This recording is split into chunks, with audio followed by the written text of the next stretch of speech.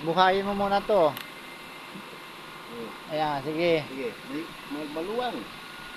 Ba, binaba, maliit ang ulo mo. Yan. O, yan. Okay na. Sige.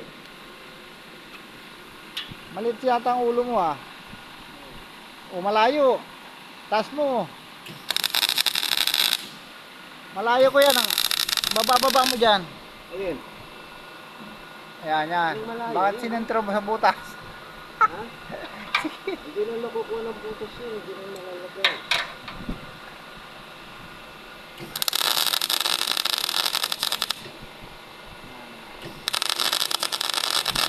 Napakasakit sa matagal.